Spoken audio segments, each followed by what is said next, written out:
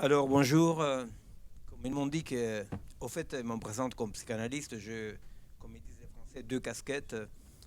Je ne parlerai pas tellement en tant que psychanalyste, je suis aussi chercheur dans une interface qui est la biologie et l'épistémologie. Alors je travaille avec les gens qui travaillent dans l'hybridation artefacts vivants, génie génétique, vie artificielle, etc. Voilà, je travaille avec tous ces gens-là. Et effectivement, il y a une articulation, je ne sais pas, 25 ans de recherche. Alors donc, ça mérite au moins 3 post-it. C'est ça. Voilà, j'ai calculé, ça fait un post-it par 7 ans, grosso modo. Bon, alors, c'est lequel le premier post-it? C'est celui-là. Voilà. Alors donc, d'abord, je vais essayer de situer un tout petit peu les cadres dans lesquels on travaille dans la recherche aujourd'hui en robotique, biologie, anthropologie, les cadres dans lesquels on travaille dans ces laboratoires-là, dont le mien. Bon. Et on considère que ce qu'on est en train de vivre, qu'est-ce qu'on est en train de vivre là? Ce qu'on est en train de vivre là, c'est la troisième grande révolution de l'humanité. C'est quoi les trois révolutions? Les trois révolutions, pour aller vite, c'est les moments, la première, c'est là quand l'espèce humaine, en tant qu'espèce animale, rencontre la langue. Je dis rencontre la langue parce que vous imaginez qu'il y a des dizaines et des dizaines de théories de comment la langue arrive, n'est-ce pas, etc. Mais bon, peu importe. Disons ces moments-là dans lesquels tout à coup les, les humains, l'espèce humaine devient humanité, pour le dire comme ça. C'est comme ça qu'on le dit normalement. Alors, pourquoi elle devient humanité? Parce que tout à coup, contrairement aux autres animaux, l'hybridation avec la langue, et je dis hybridation conflictuelle, n'est-ce pas? C'est-à-dire qu'avec la langue, ça ne veut pas dire que tout à coup, il y a une intégration organique de la langue. Il y a une hybridation conflictuelle. Pourquoi? Parce qu'il y a le vivant qui parle, n'est-ce pas?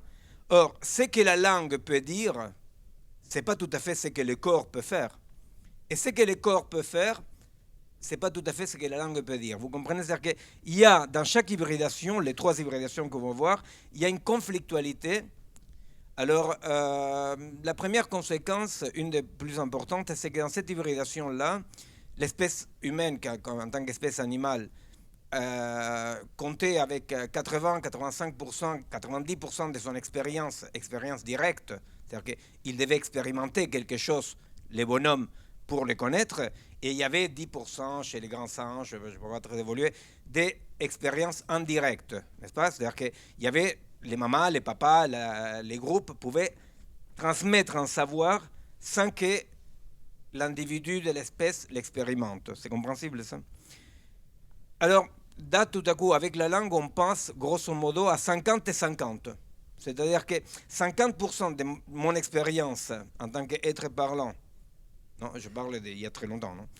50% de l'expérience en tant qu'être vivant vient de mon expérience directe et 50% vient de quelque chose qui, pas seulement ne vient pas de mon expérience corporelle, mais qui souvent s'oppose à mon expérience corporelle, vous voyez? C'est-à-dire qui est en conflit avec mon expérience corporelle. Parce que c'est autre chose, vous voyez? Par exemple, pour quelqu'un, un animal qui ne possède pas le langage, lui dire, écoute, là il fait chaud, mais vas-y vers les flammes, parce que c'est par là que tu vas échapper, par exemple, c'est impossible. S'il y a les flammes, il ne passe pas. Vous voyez? En tant que là, en tant qu'animal humain, les flammes disent à mon corps, fous le camp, et mon expérience en direct d'un savoir qu'on me donne dit, va vers les flammes. Vous comprenez? C'est un exemple stupide, mais c'est voilà. Et c'est les meilleurs. Et la deuxième grande révolution, c'est l'écriture. 5000 ans en Mésopotamie. Non?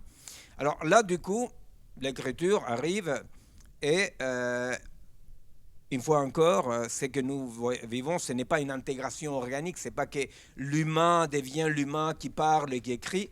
Il y a une conflictualité en permanence. Pourquoi? Parce qu'effectivement, c'est-à-dire que l'écrit peut cristalliser la pensée et dire des choses qui s'opposent au vécu et à la langue aussi. Donc, conflictualité, conflictualité.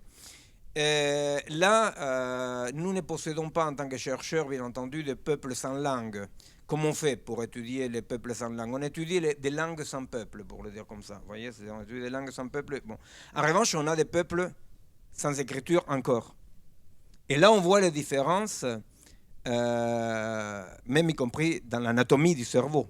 N'est-ce pas? C'est-à-dire, parce que vous imaginez que les zones cérébrales qui s'occupent de la lecture et l'écriture, elles n'étaient pas là en train de s'emmerder en attendant qu'on invente l'écriture. Elles étaient occupées à autre chose. Et ça, c'est très important parce que je vais dire la 30 secondes qui va me rester pour dire quelque chose sur le futur. C'est les mécanismes de recyclage des zones, n'est-ce pas, des zones cérébrales pour s'occuper de quelque chose dont, de nouveau, mais qui jusque-là s'occupait d'autre chose. Vous voyez? Donc ça modifie pas seulement physiologiquement le cerveau. Là, je viens de finir un bouquin qui s'appelle « Le cerveau augmenté et l'homme diminué », non? Dans lequel j'étudie d'un point de vue neurophysiologique toutes ces modifications de l'hybridation artefacts vivants. Non? Alors c'est très intéressant de voir comment un peuple qui ne possède pas l'écriture est structuré physiologiquement, mais aussi anatomiquement par rapport aux connexions cérébrales, les zones développées, hein, différemment d'un peuple qui possède l'écriture. Et ce qui est très intéressant par rapport à la génétique, c'est très très intéressant, c'est que quelqu'un, un analphabète, mais qui appartient à une population alphabétisée, a le même cerveau que quelqu'un qui sait lire et écrire. Vous voyez? Alors, toute stupidité raciale mise de côté, bien entendu, n'est-ce pas? C'est-à-dire là, on n'est pas en train de parler des limites ou pas limites. Là, je parle simplement d'un mécanisme neurophysiologique. Hein. Alors, là, effectivement, vous voyez, à chaque fois, il y a quelque chose qui relève une sorte d'instinct métaphysique, comme ça, de l'humain, qui est de considérer que cette nouvelle combinatoire, on l'appelle comme ça, peu importe, la langue ou l'écriture, est plus vraie que la vie biologique. Vous voyez? C'est Platon. Platon, chez nous, en Occident, c'est Platon. C'est quoi? Les mondes des idées et les mondes de vrai par rapport au corps qui est corruptible, qui meurt, qui vieillit. Là, tout à coup, vous pouvez faire un peu écho à toutes les idées actuelles, toutes les recherches actuelles, payées très grassement, en finir avec la mort, vivre 1000 ans, etc. Non? Bien. Alors, à chaque fois, que ce soit la langue sacrée, l'écriture sacrée, à chaque fois, l'humanité a considéré que dans cette combinatoire non biologique, il y avait une vérité plus vraie que dans le corps. C'est-à-dire qu'à chaque fois, il y a cette conflictualité. La troisième révolution, bien entendu, vous l'avez deviné, c'est la révolution digitale. N'est-ce pas? Avec l'écriture, 75-80%, ça dépend, de l'expérience devient indirect. C'est-à-dire que les rapports à moi, à mon corps, à ma vie, à ce que je pense, à ce que je ressens, va être structuré par une information et formation, donc, qui va me former, qui à 85%, grosso modo, vient de façon indirecte. C'est-à-dire qu'il y a, vous voyez, comme des seuils de déterritorialisation, de décorporisation. Hein, c'est-à-dire qu'à chaque fois, mon expérience directe du corps, de ce que je vis, est moins importante par rapport à quelque chose qui est en dehors de mon corps. C'est compréhensible, plus ou moins. Sinon, on n'a pas le temps d'expliquer. La troisième grande révolution, effectivement, c'est la révolution digitale. Avec la révolution digitale, pour aller vite, effectivement, bon, il y a toutes les mêmes conneries métaphysiques, c'est-à-dire la vérité est dans l'information des PP, alors je vais recueillir toute l'information des PP, je vais les mettre dans un disque dur, vous savez, toutes ces conneries métaphysiques sur... voilà. Donc, il y a exactement la même chose qu'avec la langue et l'écriture. L'idée de que la vérité est dans le digital. Vous voyez? Alors, comment ça se joue, ça? Eh bien, par cette théorie de l'information qui n'a pas beaucoup à faire avec la théorie de l'information de Shannon, pour ceux et celles qui connaissent, qui est l'hypothèse de base aujourd'hui du digital, qui est de dire tout est information. Je peux recueillir toute l'information qui constitue un bonhomme, une vache, une montagne, la digitaliser et la reproduire et la modifier ailleurs.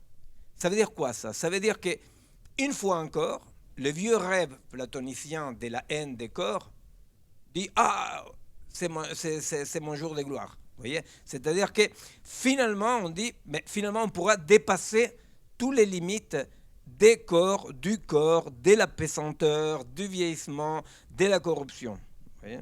Alors, ça, c'est, disons, les cadres généraux. Les cadres généraux, alors bon, bien entendu, par rapport au pourcentage, ça dépend des pratiques, ça dépend des régions, ça dépend des peuplades, mais l'information indirecte, aujourd'hui, fait partie des 95% parfois, 90% de ce qui constitue le rapport à moi et au monde de nos contemporains.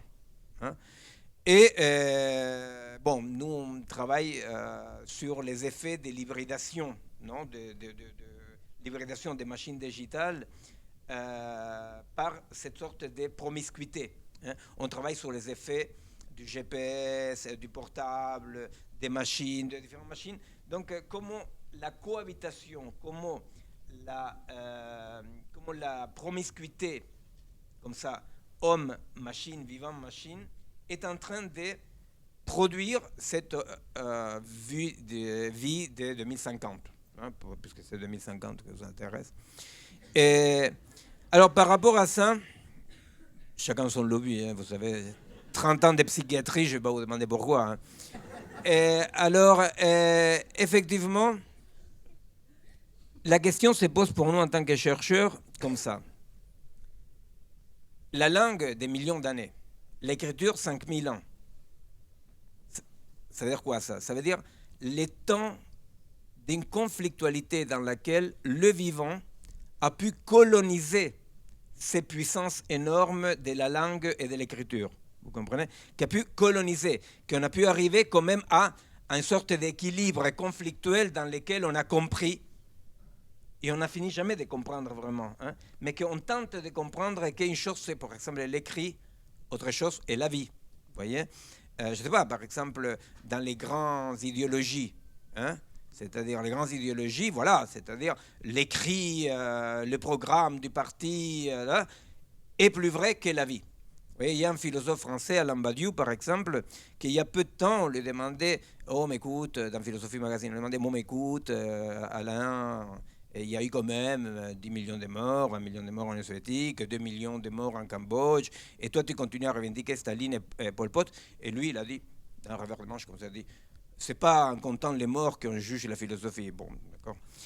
Et pourquoi? Parce que lui, il est platonicien, le petit Alain. Alors, le petit Alain, il est platonicien, alors pour lui, il y a quelque chose qui est plus vrai que le biologique. Vous comprenez? Et quand on lui dit, mais Alain, d'accord, ce n'était que des Russes et des Cambodgiens, c'est pas si grave que c'était des Français, mais quand même, ça fait quand même pas mal de millions. Et lui, la chair corruptible, n'est-ce pas, à côté du monde platonicien des idées. Vous voyez. Donc ce n'est jamais tout à fait gagné. Mais il y a une conflictualité. Dans cette conflictualité, souvent la vie paye un prix très lourd jusqu'à ce qu'on écarte un peu les idées. Bon. Je ne sais pas si quelqu'un a suivi grosso modo et voit, puisque c'est la perspective, où on va arriver. Effectivement, avec le monde digital, on est en plein là-dedans. Dans le monde digital, je travaille tout le temps. Là, par exemple, avant les vacances, j'ai fait une controverse publique avec Laurent Alexandre, qui est un biologiste médecin qui travaille sur la mort de la mort. On l'a reçu ici d'ailleurs, hein. Il est venu parler la semaine dernière, Laurent Alexandre. D'accord. Et alors, donc, en fait, j'ai l'honneur de qu'il me considère son meilleur ennemi. S'il me considérait... Si on savait ça, on vous aurait eu tous les deux, ça aurait été plus marrant. S'il me considérait un ami, je penserais que j'ai loupé quelques marches dans ma vie. Alors donc, Laurent Alexandre, il dit, on pourra vivre 1000 ans, vous voyez, il n'y a pas de limite. Bon, donc, sur quoi je travaille? Je travaille en tant que chercheur sur... essayer de comprendre les principes organiques qui, en limitant la vie, protègent le vivant. C'est-à-dire comment, effectivement, cette idée d'infini, cette idée une progression comme ça vers l'infini, dans laquelle on va augmenter, comment là-dedans, il y a une folie très contagieuse, et surtout pour laquelle on obtient beaucoup de financement dans le laboratoire, parce que tu imagines quand Laurent arrive et il dit voilà, je vais trouver une molécule pour vivre 1000 ans. L'autre, il dit ah ben tiens les sous. Moi j'arrive et j'ai dit écoutez, on est en train de se casser le cul pour essayer de comprendre pourquoi la mort vraiment est très important.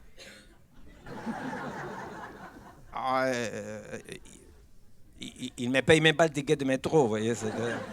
Alors donc, je vous dis là maintenant ce qu'il y avait dans les post-it, parce qu'après je m'en vais. Au fait, vous voyez, le digital, s'il y a des trucs que ça devrait vous intéresser, non, si ça vous intéresse un peu ces trucs-là. Le digital, un tout petit peu, il naît, et c'est pas innocent, avec quelque chose qui est comme une sorte de pomme d'Adam, vous voyez, c'est-à-dire des péchés originaux, qui est les fameux tests de Turing. Dans les tests de Turing, qu'est-ce qu'il y a? Dans les tests de Turing, il y a ce qui va devenir quand même après une réalité dans la recherche scientifique, dans la biologie moléculaire, etc., qui est la indifférenciation entre la machine et le vivant. Vous voyez, vous vous rappelez, les tests de Turing, c'est ça, c'est un petit jeu qui fait Turing. Il dit, on ne peut pas faire la différence. Vous vous rappelez le film Hair, par exemple, non? On ne peut pas faire la différence. Bon. Toute la recherche actuelle va dans le sens de cette indistinction. Alors, excusez-moi, je précise juste, donc le test de Turing, c'est quand même la capacité de l'homme à interroger une machine sans savoir que c'est une machine et ne pas se rendre compte que c'est une machine. C'est-à-dire la capacité à la machine de faire croire à l'homme que c'est aussi un autre homme. Oui. Voilà. Exactement. C'est la machine ou l'homme qui a parlé là? Je ne sais pas. Alors, il s'avère quand même que, je vous donne quelques points comme ça juste, hein. Il s'avère quand même que dans l'hybridation, il y a deux branches, n'est-ce pas, pour voir les choses comme on les voit aujourd'hui en tant que chercheur. Là, on est tous d'accord qu'il y a deux branches. Il y a une branche qui est une branche exponentielle, dans laquelle on dit toute limite doit être abolie. Non, on peut vivre 1000 ans, on vit 1000 ans, on peut... vous imaginez d'un point de vue biologique une espèce qui va prioriser l'actuellement vivant par rapport à l'espèce, est une espèce suicidaire. Hein. C'est tout bêtement. En plus, il y a quand même tout le côté réactionnaire de ce cher Laurent, que si, et ses amis, hein, c'est que vous imaginez que si tout est possible, déjà pas tout est possible, mais si tout est possible, ben, c'est pas pour tout le monde, vous comprenez? Parce que s'il y a des petits cochons d'occidental qui vivent 500 ans, vous imaginez à quel prix écologique, non? Alors, donc, il y a là quelque chose, quand même, tout est un peu pourri. Mais c'est tellement enthousiasmant, ces nouvelles puissances, qu'on a du mal à interroger. Alors, nous, comme axe de travail, par exemple, à réfléchir, hein, au fait, il y a du sens, hein, il y a une perte de sens, il y a une perte de sens et de signification due à cette augmentation exponentielle de la puissance. Alors, donc, l'hypothèse centrale en biologie, c'est qu'il y a du sens que pour le limiter. C'est-à-dire quoi? C'est-à-dire que c'est parce qu'un organisme est limité dans l'espace, dans sa puissance, dans sa quantité de vie, que le monde a du sens. Vous comprenez? C'est-à-dire que pour un organisme qui n'aurait pas de limites, d'abord, il ne serait pas un organisme, hein, et il n'y aurait pas de sens. Alors, le problème avec l'augmentation est celle-ci. Le problème avec l'augmentation, c'est que l'augmentation et le type d'hybridation actuelle est une hybridation qui enlève l'essence. Alors, je vais vous donner deux exemples après, si j'ai encore 2 minutes.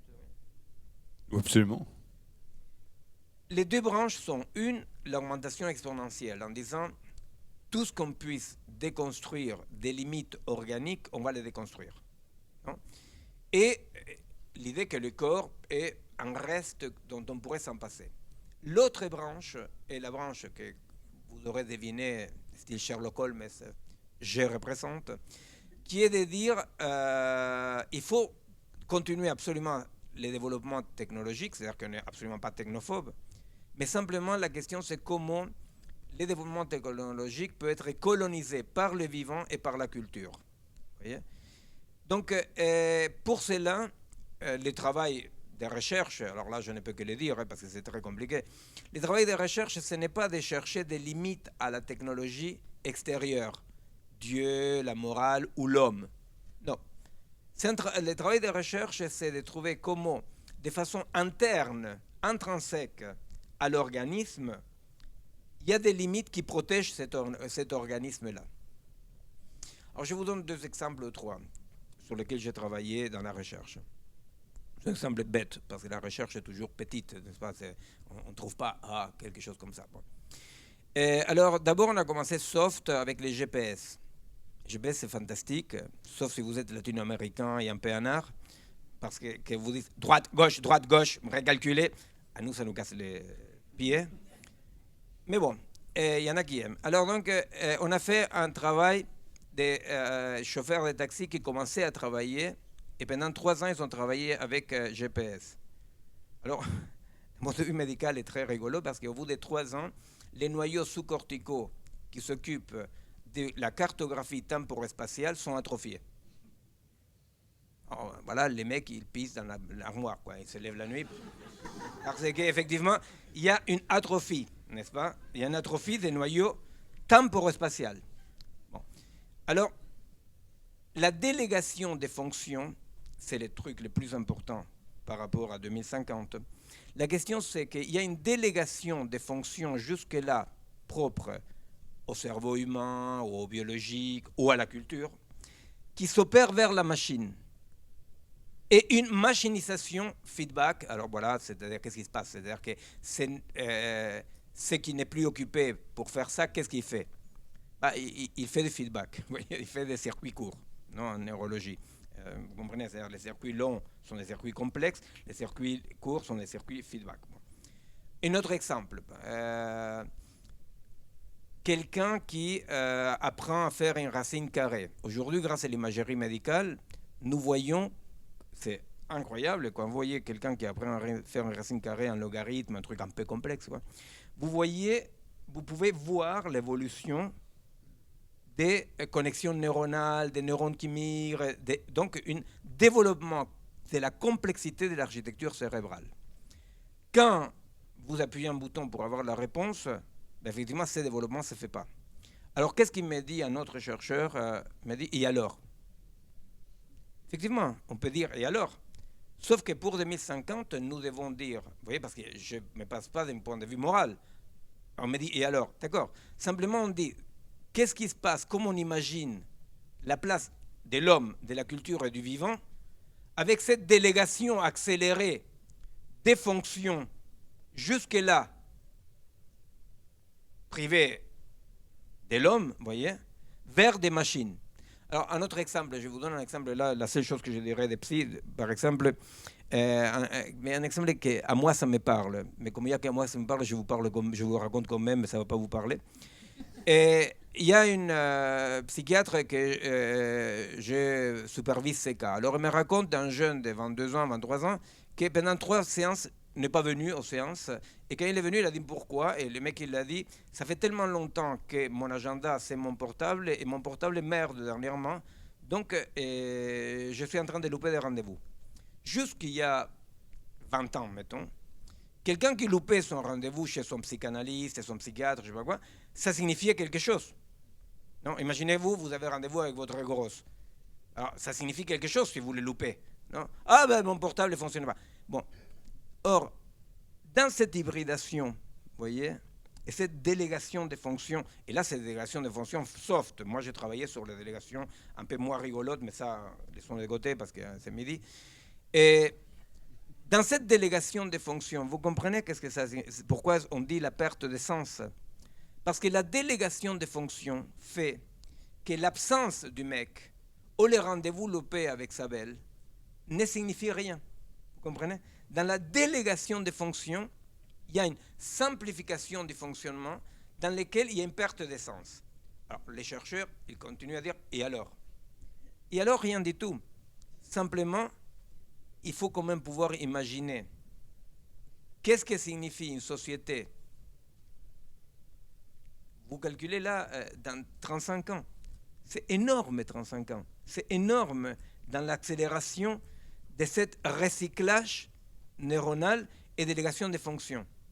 Alors, il faut simplement essayer d'imaginer quelle gueule aura cette bête nouvelle, cette hybride, si cette tangente exponentielle vers la délégation des fonctions continue comme ça, sans avoir aucun type de complexification à côté. Ouais. Bon, alors, voilà, je pourrais vous raconter 2 ou 3 trucs, mais... Alors, Miguel, oui. Alors, on va passer aux questions, parce que c'est d'abord... Ça, c'était que les premiers post-it. D'abord sur... mais d'abord sur les 3 post-it...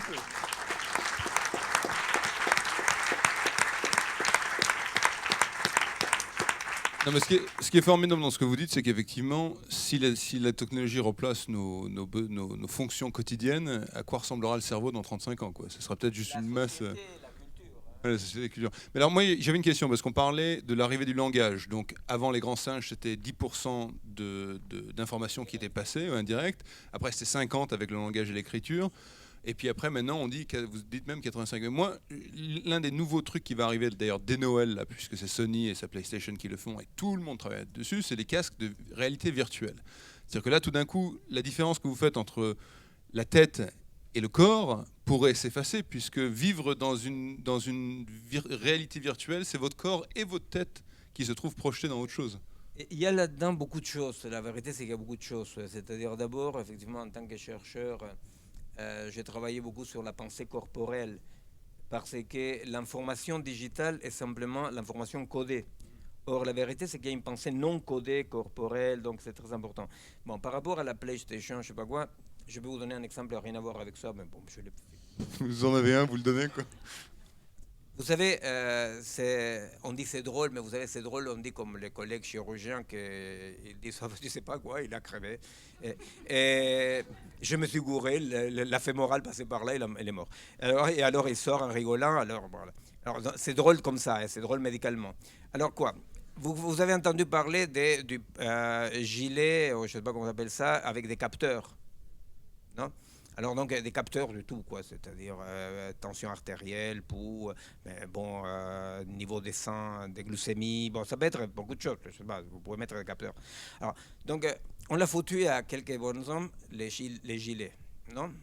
Avec plein d'informations. Alors les gilets informent un satellite qui est très loin, et il informe au laboratoire qui est pas si loin. Au laboratoire, effectivement, il y a un truc de big data, qui dit, ah bon, non, comment il transpire, ah ben, bon. Au bout de 3 mois d'utilisation du truc, les mécanismes de régulation proprioceptive, tout ce qui fait à la médecine interne, non, sont déréglés. Vous comprenez? Sont déréglés. C'est-à-dire que le mécanisme fondamental que nous étudions, c'est le mécanisme de la dislocation. Vous comprenez, de la dislocation. Je dis un truc après. C'est-à-dire, juste pour bien comprendre, en portant les gilets, ceux qui portaient les gilets, leur mécanisme... Le fait de recevoir de l'information sur ton corps, qui normalement était traité de façon non codifiée. C'est-à-dire, normalement, tu n'es pas au courant, c'est pas un gilet.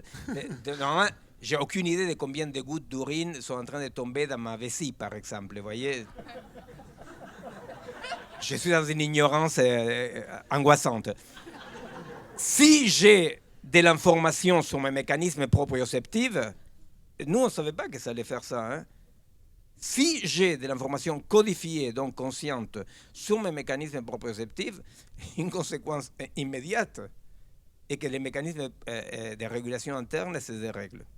Je vous donne un autre exemple après. J'espère juste que le taxi est en train de m'attendre. Non, mais attendez, avant le taxi, il y a des questions. Non, avant le taxi, il y a des questions. On va prendre il est sûr, il est là, le taxi. C'est sûr. Et on en trouvera un. Non, je vous donne un exemple intéressant sur lequel on a travaillé. Google et maintenant Facebook, ils ont fait un truc pour, comme ça, vous comprendrez les raisons commerciales de la chose. Non? En analysant une année de votre utilisation de la carte de crédit, ils prédisent avec 85% de certitude si vous allez vous divorcer dans les 3 ans qui viennent.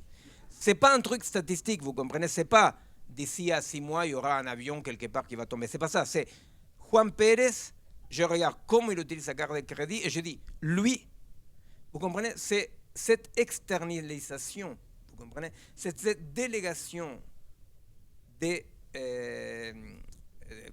fonctions qui est en train de créer un être humain absolument prédictible. Vous comprenez? Nous, on dit, ah ben merde alors. Et parce que moi, vous voyez, c'est-à-dire quand quelqu'un va divorcer, vous savez, quand vous avez un ami qui divorce, tout ce que, non, je ne suis pas là, parce que qu'est-ce qui vous casse les pieds quand même? Oh, et pourquoi elle est partie? Et qu'elle m'explique? Et pourquoi? Là, il n'y a rien à expliquer. Mon pote, regarde ta carte de crédit. Ouais. Alors donc, nous, on s'est dit, ah bah merde alors. Et l'homme, et l'intériorité de l'homme, et la subjectivité de l'homme, vous voyez, on s'est dit. Ben justement, vous comprenez là, non? Vous comprenez? Cette subjectivité, cette intériorité de l'homme, que c'est toute cette connerie de fonctions intégrées, quoi, hein, qui fait un bonhomme. Eh bien, ploup, ploup, ploup. Et simplement par promiscuité d'utilisation d'appareils. Alors, on fait la même chose à La Paz, en Bolivie, 95% d'Indiens. Vous regardez comment utilise la carte de crédit. Et vous essayez de savoir s'il va divorcer. Ça ne donne rien. Pourquoi? Parce que ça montre les niveaux de dislocation des bons hommes et des bonnes femmes, vous voyez, dans certains sites urbains, dans certaines régions où la promiscuité homme-appareil, oui, être humain appareil, en accompagnant la rupture de tous les liens de complexité interne et familiale, vous voyez. Eh bien, comment petit à petit, cette dislocation rend les bonhommes prévisibles, prédictibles, vous voyez. Bon, alors, effectivement, toujours, il y a quelqu'un qui dit, et alors bon. Alors, on va prendre quelques questions, c'est quand même passionnant. Parce que il y a un taxi qui m'attend. Hein. Mais il y a un Uber, mais ses fonctions, le shortcut, ils mettent le Waze et après ils engagent, quoi.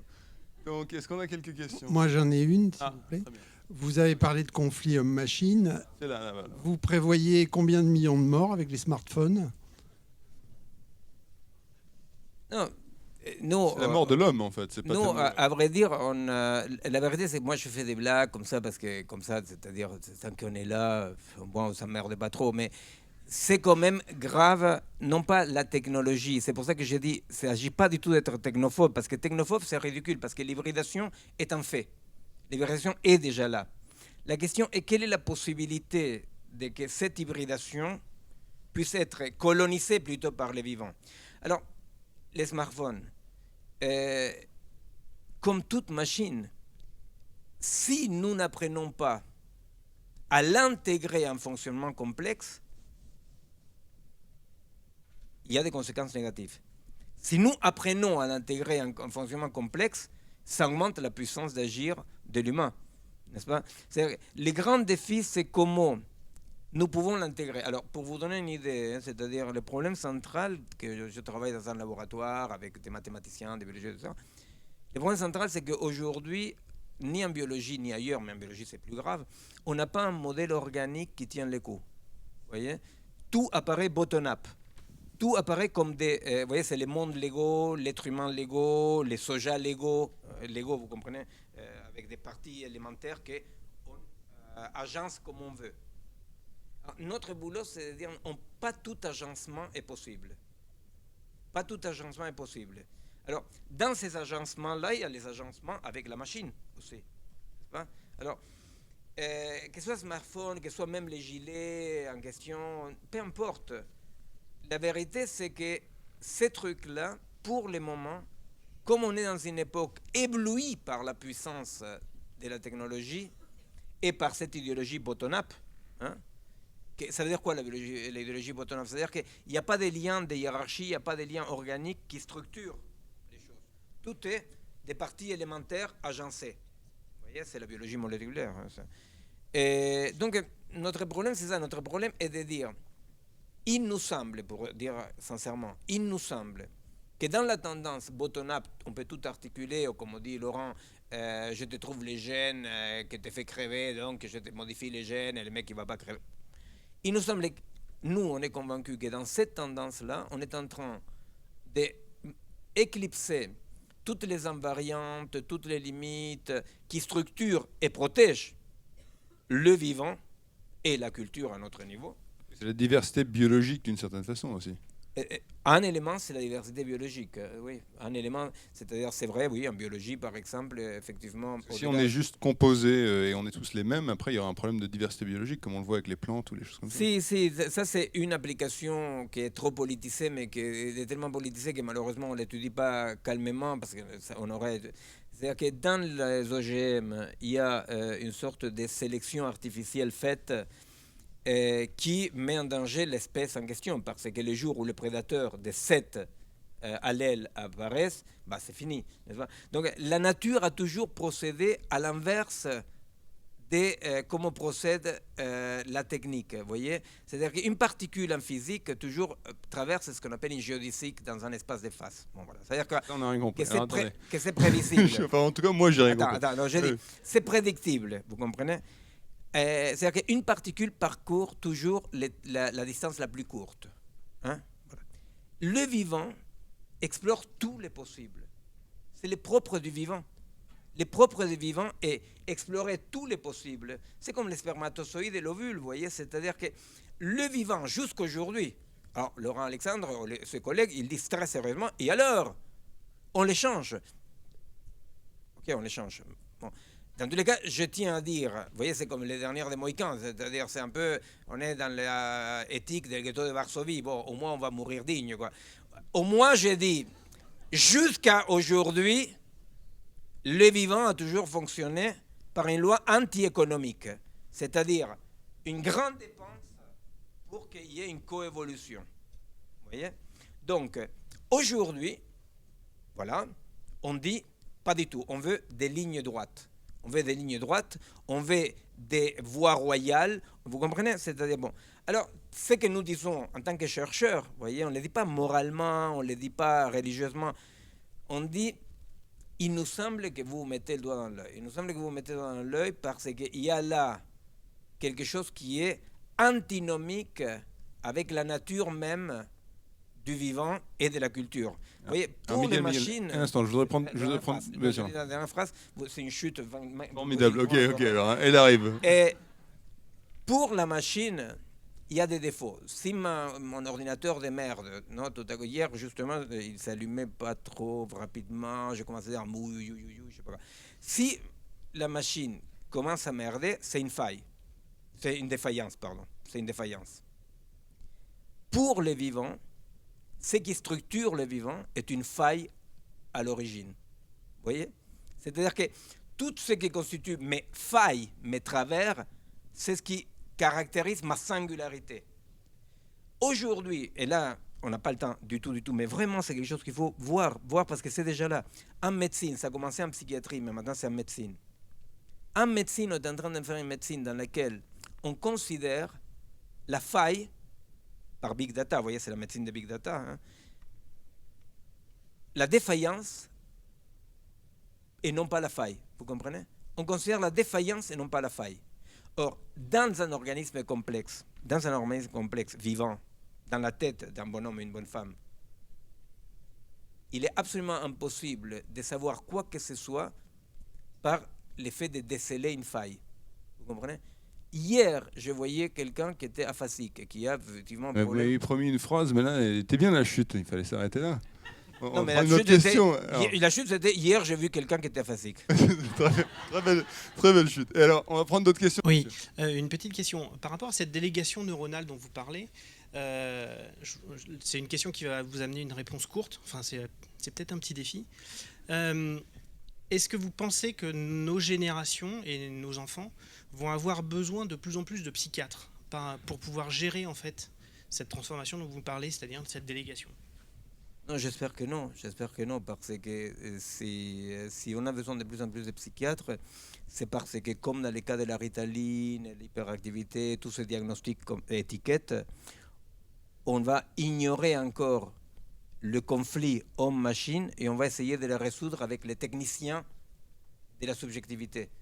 Et moi, en tant que psy, bien sûr, je fais partie de ceux qui s'opposent à être un technicien des failles et plutôt un clinicien de la singularité, n'est-ce pas? L'homme n'a pas de défaillance. Dans votre question, c'est ça. C'est-à-dire qu'effectivement, ça va produire des défaillances. Et voilà. J'espère que ce n'est pas les psychiatres qui vont s'occuper. J'espère que ce sera les gens, les philosophes, les artistes. Moi, je travaille dans un laboratoire avec des artistes parce que je suis convaincu que c'est de l'art qui va venir les nouvelles figures d'une hybridation positive. Vous voyez, c'est de l'art. C'est les artistes qui vont produire les bases d'une hybridation vivant artefact qui sera positive et pas délétère. Très bien, d'autres questions? On en a une ici. Un instant, le micro. Oui, la dislocation et la délégation des fonctions va aussi transformer l'homme au travail, j'imagine, parce que qu'est-ce qu'on va faire de nos compétences en 2050? On n'a plus vraiment besoin des compétences de l'homme, autant avoir des machines. Donc comment on va faire la différence par rapport aux machines? Non, mais c'est pour ça que j'ai dit qu'il faut bien penser la signification originaire, du péché original du test de Turing. Parce qu'effectivement, il y aura quelque chose dans lequel homme ou machine seront dans une sorte de rivalité, vous voyez, indistincte. Non bon, alors après, c'est compliqué parce que s'il y a une délégation des fonctions de la machine, de l'homme vers la machine, il y a aussi une machinisation de l'homme, non, qui part de cette devenir panoptique, non, devenir transparent de l'être humain. Alors, ça sont des choses qu'on n'ose pas imaginer 2050, la vérité. On n'ose pas. Pourquoi on n'ose pas imaginer 2050? On n'ose pas imaginer 2050 parce qu'on espère que les tendances actuelles peuvent être infléchies encore. Vous voyez? Parce que sinon, effectivement, il y a une indistinction. Oui, on espère. Moi, j'ai une question. Je suis un petit peu embêtée parce que ma question, c'est que je fais partie d'une génération qui a grandi, on va dire, avec Internet et nouvelles technologies, etc., qui s'est habituée à vivre avec. Je suis pas née avec, donc mais j'ai vu quand même la transition, j'ai assisté, même si j'étais jeune quand ça s'est passé. Et donc autour de moi, j'ai plein d'amis qui montent des startups, qui utilisent la technologie à bon escient, et on est enthousiasmés, on a envie d'aller vers des choses que prône Laurent Alexandre, etc. Pour autant, je suis là aujourd'hui parce que j'avais envie d'écouter ce que vous avez à dire. On est aussi cette génération qui décèle des abus, qui est un petit peu dans la contestation aussi de ça, qui sait où est-ce qu'on doit s'arrêter, qui a peur un peu parce qu'on va avoir des enfants aussi à nos tours et qui vont être nés avec Internet. Et on a peur d'être dépassé par eux. Et donc, à un moment, il faut dire stop. Donc moi, j'ai l'impression qu'on ne peut pas être dans un mouvement contestataire, pas moral, pas religieux, on est d'accord, mais sans être taxé un petit peu de technophobe, d'archaïque, voilà. Moi, j'ai pas trop envie, pour le résumer, j'ai pas trop envie de choisir entre Laurent Alexandre ou vous. J'ai un petit peu envie d'épouser les deux. Mais alors, est-ce que c'est possible? Est-ce qu'il faut choisir son camp? Moi, je suis marié, déjà. Mais je suis très flatté. En revanche, vous avez vu la tête de Laurent Alexandre. Alors, non. Je crois que les gens de plus de 40 ans sont dans une sorte de rapport quand même gêné avec la machine, chose qui permet qu'ils incorporent la machine à des projets déjà structurés. Pour les plus jeunes, ce que je pense, c'est que les jeunes générations qui sont nées hybridées, ils vont trouver des pratiques transgressives pour dévier les mouvements d'artefactualisation. Je pense que ce sera à travers des pratiques transgressives qui vont dévier, pervertir l'essence linéaire, pour dire comme ça, des machines, qui vont les incorporer à des projets avec une singularité, avec une faille, avec une complexité. Je pense que... alors, le problème, c'est que pour le moment, la seule résistance massive qui existe à cette hybridation est la souffrance. C'est-à-dire que les gens souffrent. C'est comme avec les molécules de synthèse, avec les perturbateurs endocriniens. Quelle résistance existe? Les cancers. Vous comprenez? C'est-à-dire qu'à un moment donné, il y a tellement de cancers qu'on commence à se dire « Ah bah merde, il y a quelque chose qui marche mal. » Mais moi, je crois que les nouvelles générations, les jeunes, tout jeunes, de moins de 20 ans, et les travail artistiques, dans ces côtés enfantins positifs de l'artiste, sont eux qui petit à petit trouveront les transgressions, les voies de travers qui permettront d'incorporer organiquement la puissance de la machine. Mais les formes du vivant, les formes des sociétés en 2050, les formes même seront changées. C'est-à-dire qu'il y a quelque chose que les formes même seront changées. Pour le moment, les formes ne se voient pas, les changements. Mais moi, je suis convaincu que les formes même seront changées. Et je crois que, voilà, que ce qu'il faut, c'est développer une conflictualité créative face à ça. Et la conflictualité créative s'appelle le travail de transgression et de production. Et je pense que ça, je ne peux pas le faire moi. C'est les jeunes qui, en étant déjà hybridés, mais en étant quand même des organismes, ils vont produire ça, quoi. Miguel, merci, Bon, merci beaucoup. à vous. Le taxi est là.